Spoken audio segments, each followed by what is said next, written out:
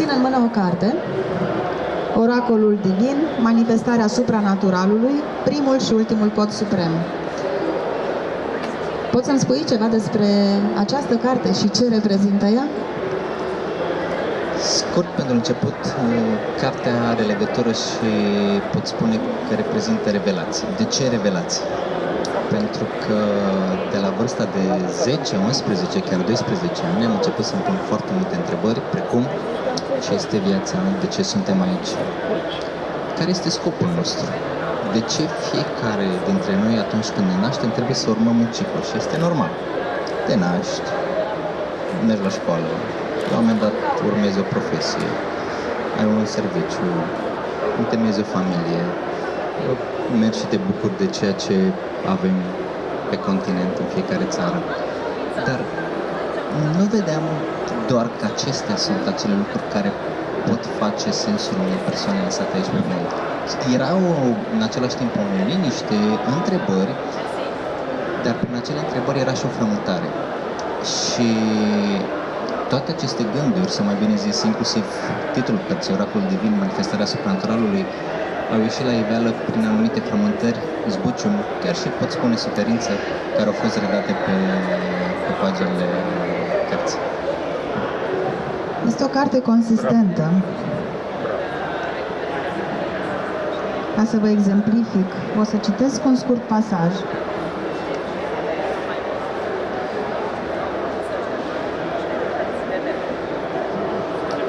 Ești creat pentru scopurile mele divine. Nu lăsa pe nimeni să-ți spună altceva. Ești destinat să fii măreț prin puterea jertfei Fiului iubit. Nivelul gloriei mele este văzut în viața ta prin schimbarea miraculoasă care este peste tine și este fără precedent în viața ta. Modul în care se va manifesta gloria mea va catapulta biserica în zilele ei cele mai mari, iar gloria mea va fi descoperită pe tot pământul, iar cei care o vor purta vor fi cei care sunt cu adevărat prieteni în intimitatea lor cu mine. Poporul meu trebuie să se ridice și să declare: eu pot face acest lucru, nu în puterea mea, ci prin Hristos care este în mine. Făcând acest lucru, ei vor privi demonii fugind. Ești un câștigător întotdeauna. Ești învingător în mine. Te voi păzi și te voi pune să faci legământ cu poporul, să ridici țara și să împarți moștenirile pustiite, să spui prinșilor de război: ieșiți!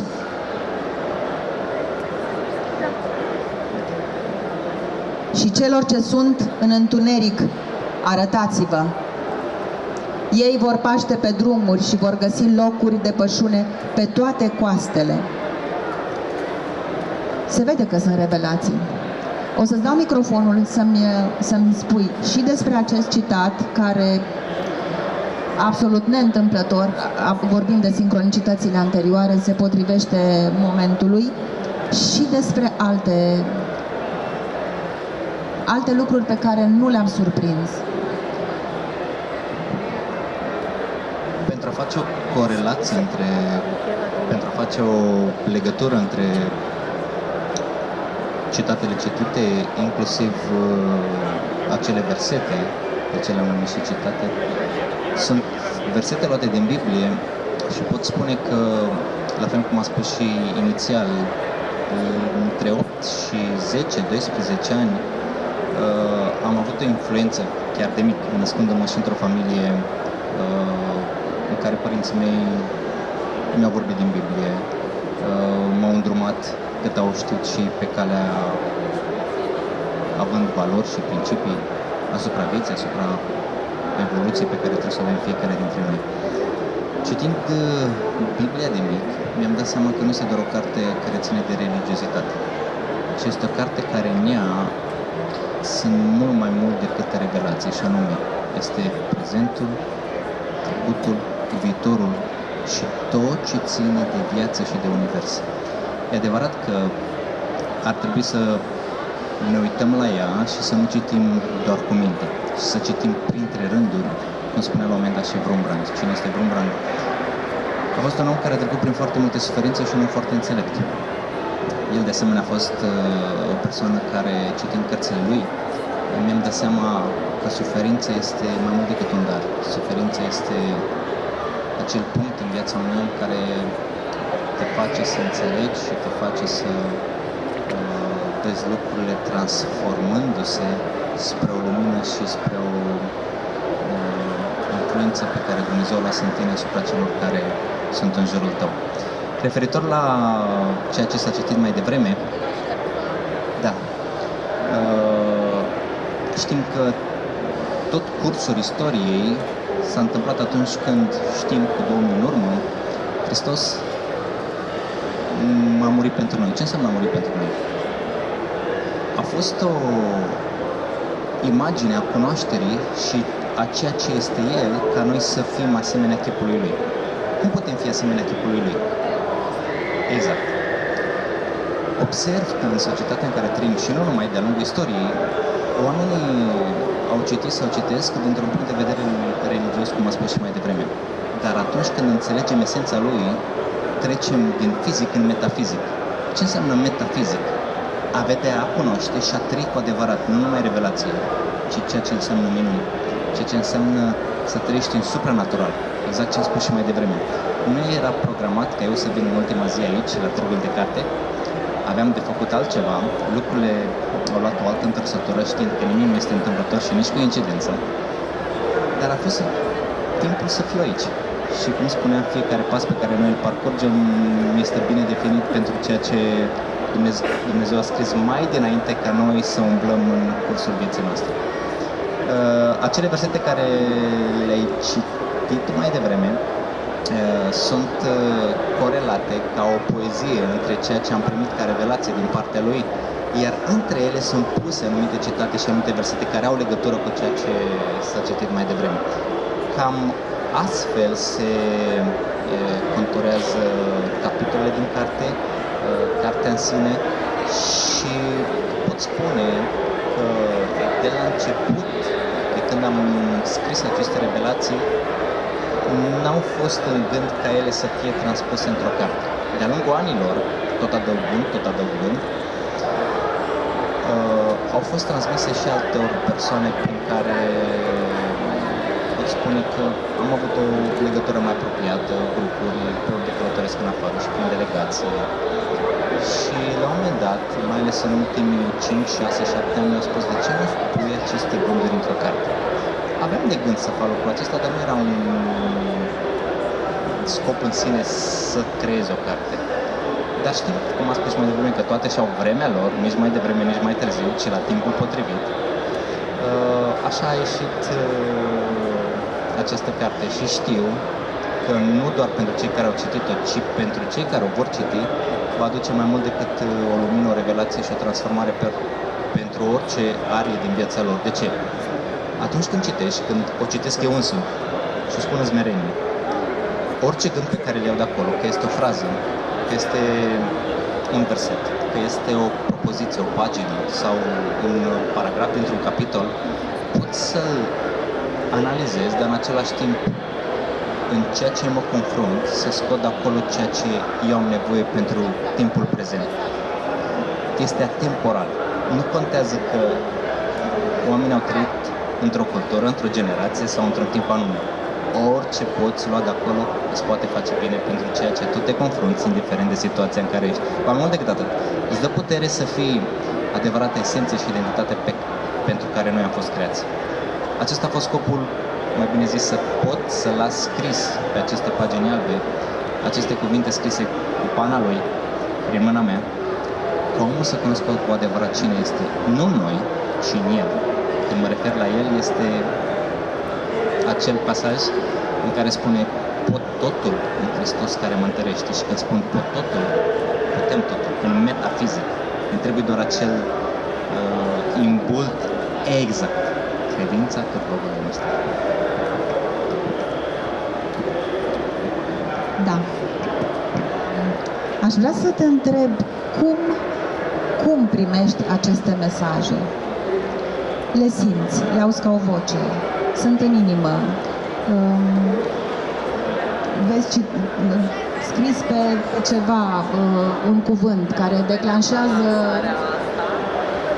un gând. Cum? E o întrebare bună, simplă, dar în același timp și grea. De ce spun grea? Pentru că această întrebare, de-a lungul anilor, lucrând cu copii, cu adolescenții, mergând în anumite misiuni umanitare și nu numai, în cercurile de meditație, să le pot spune așa, au fost pus această întrebare. Cum primești sau cum îți vorbește Dumnezeu? Pentru că imediat majoritatea spun, eu nu simt că vorbește. Sau mă confrunt cu ceva anume și nu vorbește Dumnezeu. Partea frumoasă este că Dumnezeu vorbește. Nu neapărat că îl blocăm. Nu dăm voie sau n-am ajuns la acel nivel ca să vedem că El ne vorbește. Sau, mai frumos, că El deja ne-a vorbit.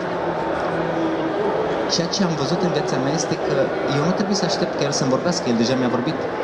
Important este, am eu acel nivel de credință, de abandonare, să-mi spus abandonare, să mă abandonez cu toată cunoștința mea, cu tot nivelul meu mental de informații, sentimente, emoții și a ceea ce sunt eu, abandonându-mă în acea suveranitate care este și anume, El m-a creat, El este Creatorul.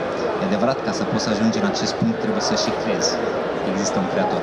Oricum, orice ateu crede și el în ceva. Din punctul meu de vedere nu există atei, pentru că orice ateu crede și el în ceva.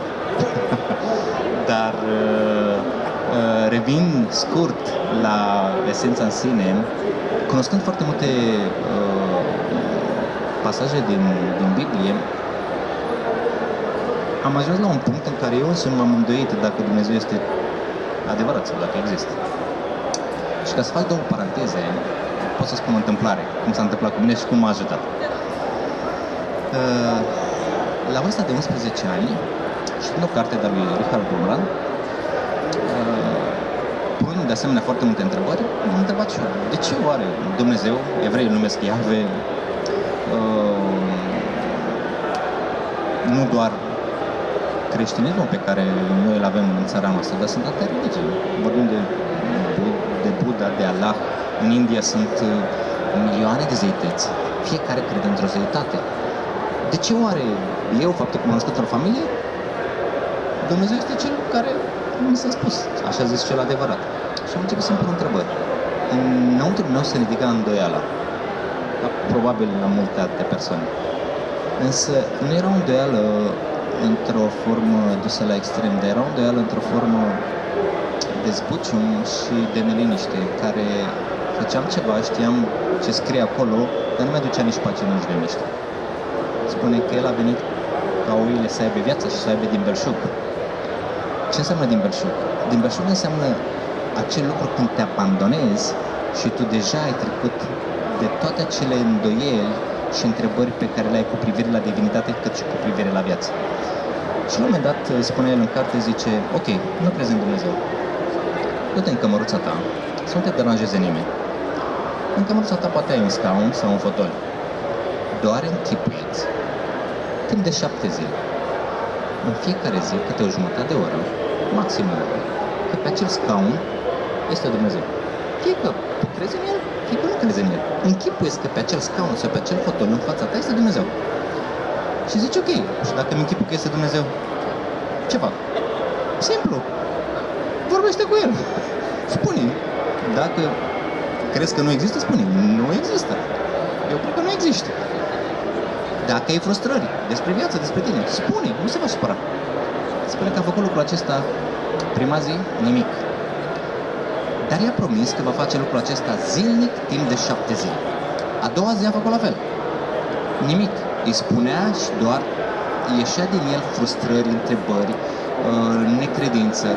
Însă din a treia zi, nu doar a crezut prin închipuirea lui că scaunul este Dumnezeu.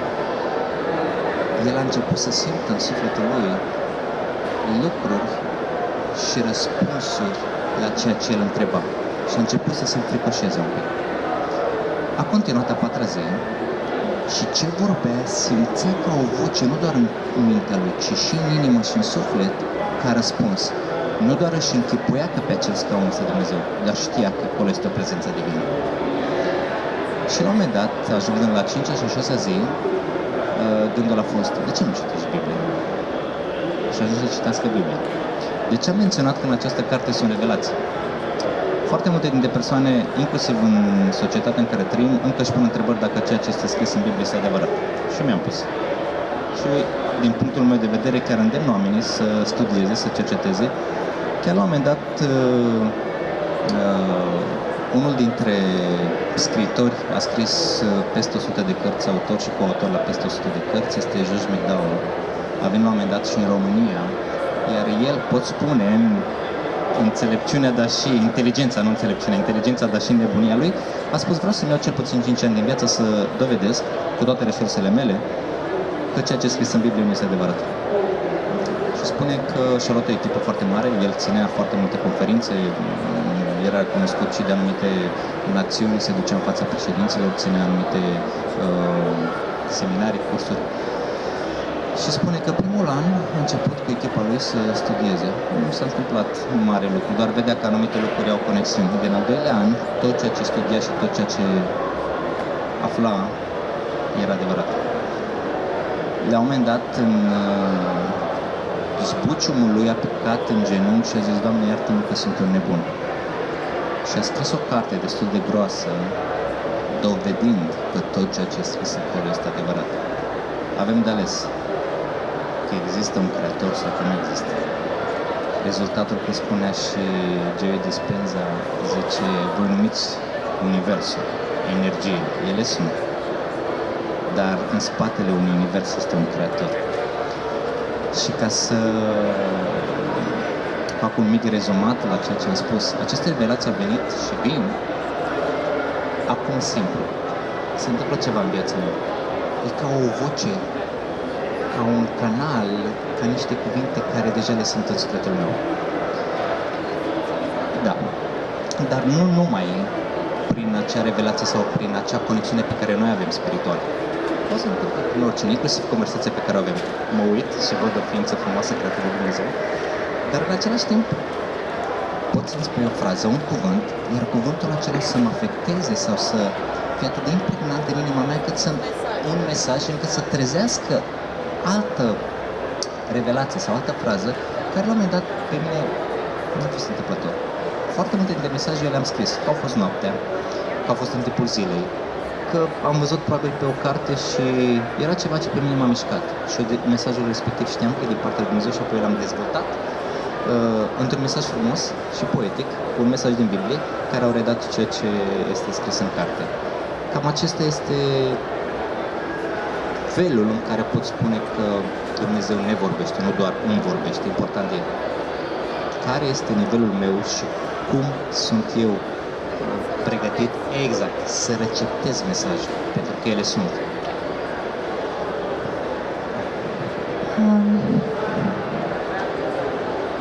Mi-am dorit și eu să am auzit despre cărți scrise prin dicteu. Chiar o autoare de la noi, de-a noastră, Adriana Zaharescu, a primit multe mesaje și pe care le-a prins într-o carte, în 2 volume. Este cunoscut Iacob Lărber și acum iată-l și pe Samuel Șerban. Ce anume faci? Cum duci cuvântul lui Dumnezeu? Ce anume faci în timpul tău liber? Ce anume, cu ce te ocupi? Cu ce mă ocup? Trăiesc. De ce spun trăiesc? Când am spus trăiesc, mă refer la faptul că și aici ajungem într-un punct în care este menționat, zice, duceți-vă și răspândiți, sau mai bine zis, fiți o lumină. Oamenii fac tot felul de acțiuni, de un fel sau altul. Și acest târg de carte, fiecare vine și își pune cartea pe un stand. Sunt oameni care îi ridică și cumpără cartea respectivă și și eu sunt un iubitor al cărților și îmi place să citesc pentru că ține parte și face parte din evoluția ceea ce suntem noi. Dar ce fac eu este că la un moment dat, călătorind și în Africa și în scop umanitar și pe anumite proiecte, lucrând și cu copii, mergând la spitale, în anumite state în care sunt nevoi de un fel sau altul, făcând programe cu ei, teme, jocuri și alte acțiuni care țin de așa zisa umanitate pe care trebuie să o avem fiecare dintre noi.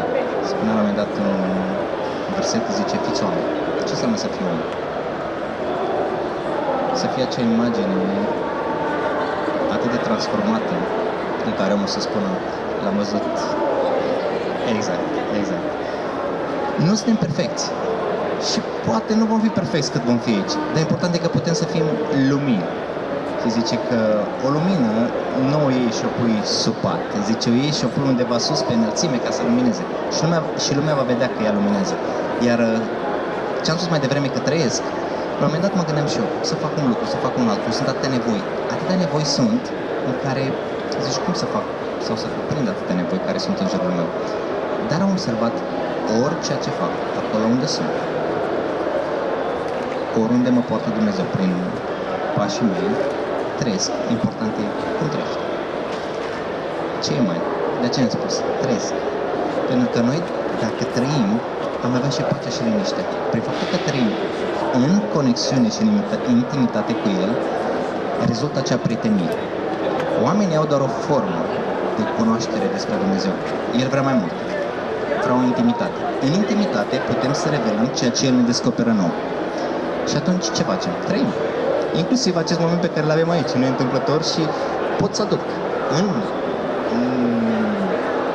discursul nostru o informație pe care o primesc, pe care o dau, inclusiv cum spunea Nikola Tesla. Noi comunicăm prin energie, frecvență și vibrație. Ce energie, ce frecvență și ce vibrație eman eu din mine, acum, aici, în prezent? Lumină, care nu poate fi ascunsă sub pat oricât am vrea. Era o afirmație tocmai de aceea. Ce suntem noi? Important e să fim naturali, dar natural în acea esență frumoasă.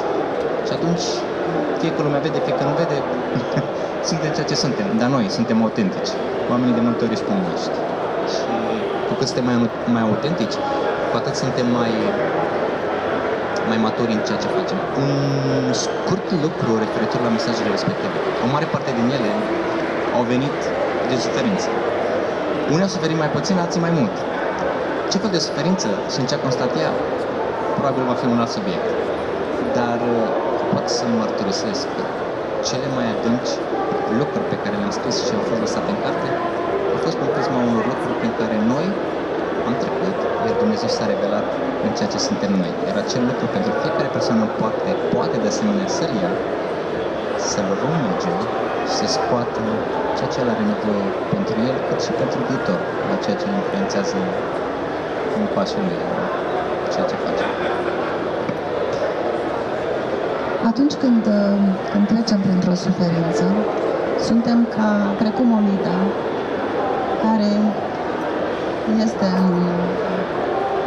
în cocon și se transformă în crisalidă și apoi devine fluture. Deci, da, ne transformăm practic și putem să zburăm. Bunul Dumnezeu să ne lumineze pe toți, să ne aducă la acel moment în care chiar și cei care nu-și văd lumina interioară, să-și o reveleze. Mulțumesc pentru acest interviu, da. Oracolul Divin, o carte grea la propriu și la figurat. Și probabil că pe măsură ce vom înțelege mesajele, vom deveni noi mai ușor, cu sufletele mai ușoare. Ai un cuvânt de încheiere pentru cititorii tăi? Acum, la final, ce mi-a venit în gând este că tot ceea ce trăim, tot ceea ce facem, inclusiv această acțiune noastră, de multe ori oamenii și le programează. sau au tendința că printr-o cunoaștere a unor acțiuni că aduc un rezultat, și anume ceea ce facem fizic aduce un rezultat tot fizic. Ca final și menționând numele cărții Oracolul Divin, este că tot ceea ce trăim noi aici întâi se întâmplă în supranatural, în divin și apoi aia ființă în natural și nu invers. De multe ori oamenii inversează lucrurile. Vor să se întâmple lucruri în natural, dar nu au făcut nimic în supranatural. Când facem ceva în supranatural și suntem conectați la el, suntem creatori cu el și atunci lucrurile iau ființă în natural. Mesajul meu este, cu cât trăim mai mult în metafizic, în supranatural, cu atât avem pace, liniște, bucurie, știind că pașii noștri au fost mai dinainte scriși, dar ne minunăm prin ceea ce facem și aducem în jurul nostru. Iar ceea ce pot spune pentru cei care probabil vor citi sau vor asculta acest interviu, să nu uitați niciodată.